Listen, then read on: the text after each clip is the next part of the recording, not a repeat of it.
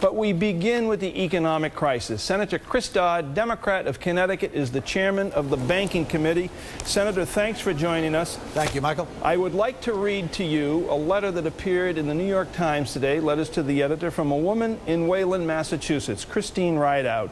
And she writes, why is it that when the wizards of Wall Street are making billions, they get to keep the money, making some of them fabulously wealthy, but when they are utterly incompetent and their enterprises collapse, the taxpayers pick up the tab?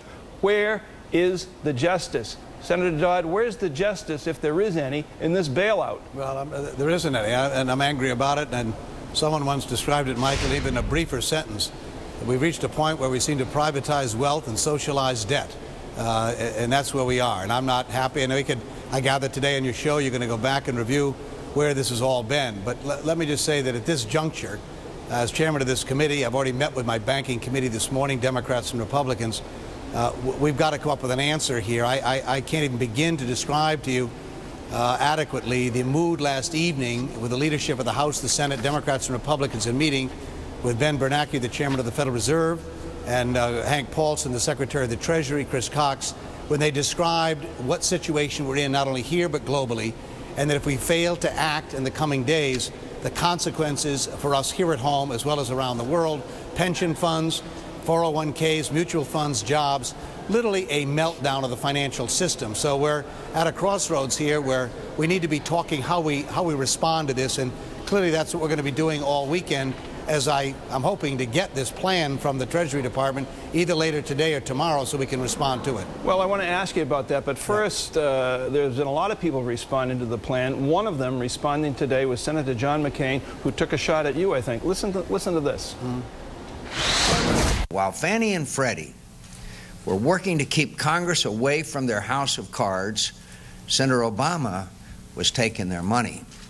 He got more, in fact, than any other member of Congress, except for the Democratic chairman of the committee that oversees him.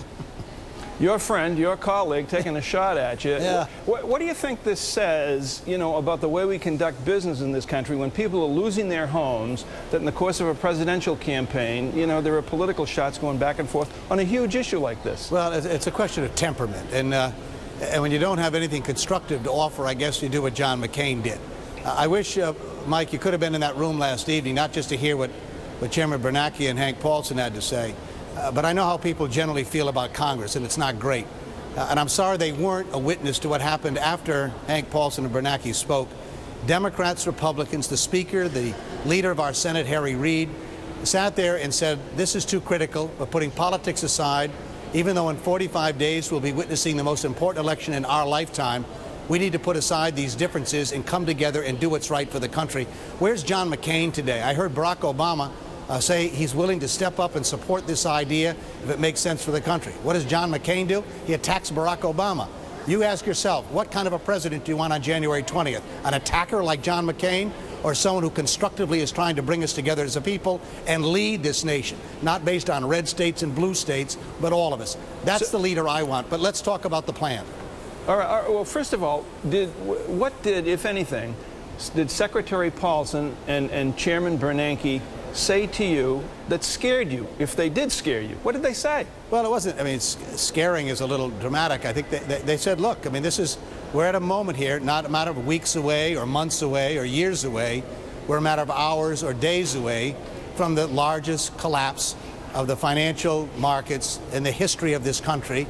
And the effect would be a global effect. And this was a very sobering moment. I've listened to a lot of very important moments in a quarter of a century here, but I can't recall another moment as sobering as that one. And I will tell you, Michael, what happened immediately thereafter was this 5 or 10 seconds where the oxygen went out of the room. That's how dramatic it was. And obviously these men don't use hyperbole. There was no press in the room. There was no one trying to score points politically. It took the breath away of everyone in that room. So are you people going to move expeditiously in Congress? And can you define expeditiously? Yeah, I think we can. And look, we have to move on this. I'm waiting for the Treasury Department to come up and tell us what specifically they want to do. And obviously we got some ideas ourselves. Look, this can't be just about this what they call illiquid debt, basically a lot of bad mortgages or a lot of bad securitized debt. that's out there. It also has to be about the cause of the problem. And let me emphasize this again. Michael, you've heard me talk about it for 2 years. And again, the Secretary of the Treasury and the Chairman Bernanke said it as well. At the root cause of this is the housing foreclosure crisis. Still is today. So we can't just talk about what we do about the effects of this on Wall Street. We also need to talk about its cause. And at this very hour, 9,000 to 10,000 people every day in the country are losing their homes. So part of this plan has to also affect people out there who are in danger of losing their residences, as well as the jobs, the retirement accounts, the 401ks. If it's just about Wall Street, then we've got a problem. I'm hopeful it will not be, and my intention is over the weekend to at least try and include some of these other pieces so that we can truly come together this week and get the job done. Where are we going to get the money for all of this? Well, that's they're not. I mean, that's the problem. We're going to have a debt with this problem. It's a taxpayer cost. At least I've been told by that, unless they're going to come up with something different here over the weekend. The question and the answer is not to be cute here, but again, the reason, if we don't do anything, what are the costs? And if you have any credibility as a Secretary of the Treasury and as Chairman of the Federal Reserve Bank, what they describe happening, Michael, would make whatever the cost of this program will be pale by comparison. So I'm not sure at the end of the day we have much of a choice. As angry as we may be about why we're here, and I have some strong views about why we're here, but I'll save that for another day. You know, you're going to be followed immediately by your friend, a great guy, Congressman Peter King, Republican from New York, and I'm going to ask you the same question that I'm going to ask him. Where has the President of the United States been in all of this? I saw him yesterday. He looked like a park ranger speaking in front of a bunch of trees for 2 minutes. I saw him again today, but it seems to me that the Secretary of the Treasury is driving this and not the President. No? Well, it is. And again, I don't want to fall prey to the John McCain rhetoric of today, but it's been disappointing. In fact, I'm told, and I'm ready to be corrected on this, that the President's advisory group, economic advisory group, has not met since March. In fact, last evening, the Secretary of the Treasury came up to meet with the Speaker in her offices. Why wasn't that meeting at the White House? I would have thought the President, at a moment like this, would be inviting all of us down there as the leader of our country, saying what we need to be doing. I know he gave a speech, I guess, in the Rose Garden this morning, but candidly, it's moments like this that leadership is needed. And obviously, that's a decision that we'll be making on November 4th about the next administration. But I think it was glaring in many ways. And I say this respectfully. I'm not interested in engaging in the acrimony at this moment. But it's been disappointing. And I have a lot of respect for Hank Paulson and Ben Bernanke.